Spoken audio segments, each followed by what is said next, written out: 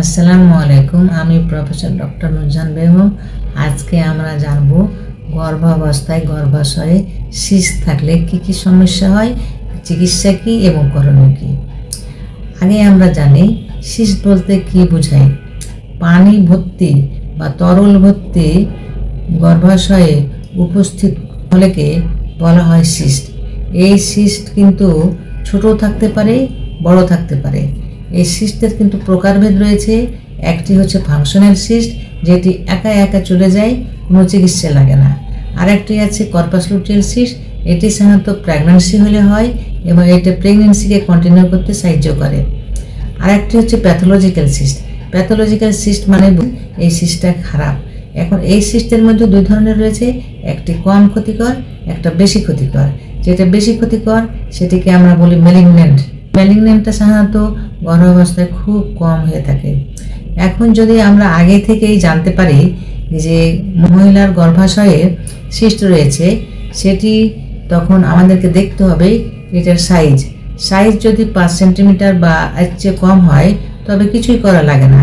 এটি কিন্তু প্রেগন্যান্সি চলমান থাকা অবস্থাতেই কোনো সমস্যা করে না। কিন্তু যদি সিস্টটি অনেক বড় হয়, যেমন দেখা যায় 10 সেন্টিমিটার বা তারও বেশি, তবে সারাক্ষণ রোগী কিন্তু ব্যথায় ভোগেন এবং এপাশ ওপাশ ঘুরতে কষ্ট হয়। এই অবস্থায় কিন্তু সিস্টটা অপারেশন করা খুব জরুরি হয়ে ওঠে। কিন্তু অপসারণ করা যখন তখন করা যাবে না।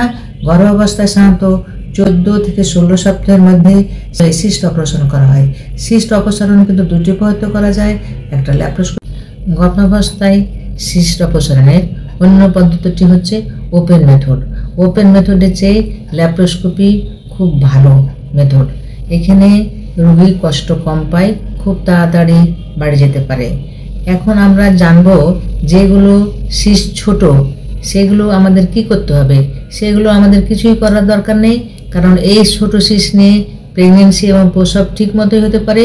সেই জন্য আমাদেরকে এগুলো ফলো আপে রাখতে হবে। প্রতি 3 মাস পর পর আল্ট্রাসোনোগ্রাম স্ক্যান করে ফলো আপ করতে হবে। এখন আমরা জানব কোন কোন সিস্টগুলি মারাত্মক জটিলতা সৃষ্টি করতে পারে। এন্ডোমেট্রিওমা, সিস্ট অ্যাডেনোমা, ডার্ময়েড সিস্ট। এগুলো কিন্তু অনেক সময় দেখে যায় ঘুরে যায়, অথবা এটাকে আমরা বলি টুইস্টেড ওভারিয়ান সিস্ট। এই টুইস্টেড ওভারিয়ান সিস্ট বা মোচড় খাওয়া সিস্ট যদি আমরা চিকিৎসা না করি তবে রক্ত সরবরাহ বন্ধ হয়ে যায়। রক্ত সরবরাহ বন্ধ হয়ে গেলে এগুলোতে পচন ধরে। পচন ধরলে শেষে একটি ওভারিকে স্যাক্রিফাইস করতে হয়। এটি কিন্তু অনেক ক্ষতি করে। প্রজননক্ষম বয়সে বন্ধ্যাত্বও হতে পারে, কারণ তখন মাত্র একটি গর্ভাশয়ে কাজ করে। তাছাড়া হরমোনজনিত কিছু সমস্যা হতে পারে, যে সমস্যার জন্য শারীরিক কিছু সমস্যাও দেখা যায়। কাজে আমাদেরকে সতর্ক থাকতে হবে। যদি ওভারিয়ান সিস্ট টুইস্ট হচ্ছে বা মোচড় খাচ্ছে তবে জরুরি ভিত্তিতে রোগীকে হাসপাতালে ভর্তি করতে হবে এবং এই টুইস্টকে আনটুইস্ট করতে হবে এবং সিস্টগুলো অপসারণ করতে হবে। তাহলে দেখা যাবে রক্ত সরবরাহ এস্টাবলিশড হয়েছে। গর্ভাবস্থায় ওভারিয়ান সিস্টের অন্য জটিলতা হচ্ছে ফেটে যাওয়া। সিস্টটা পুরো ফেটে যায়। ফেটে গেলে সিস্ট থেকে কন্টেন্ট বের হয়। এই কন্টেন্টগুলো যখন বের হবে তখন প্রচণ্ড ব্যথা হবে। তাছাড়াও যদি চিকিৎসা না করা হয় তবে পেলভিক অ্যাবসেস হবে। তখন এই পেলভিক অ্যাবসেস ড্রেন করতে হয়, অ্যাবডোমিনাল টয়লেট করতে হয়। অ্যাবডোমিনাল টয়লেট মানে স্যালাইন ওয়াশ দিতে হয়, তারপর ড্রেন রাখতে হয়। এরপরে রোগী সুস্থ হয়ে যাবে, এটাই আমাদের কাম্য। আর গর্ভাবস্থা ছাড়াও প্রসবকালে এটি কি সমস্যা করতে পারে।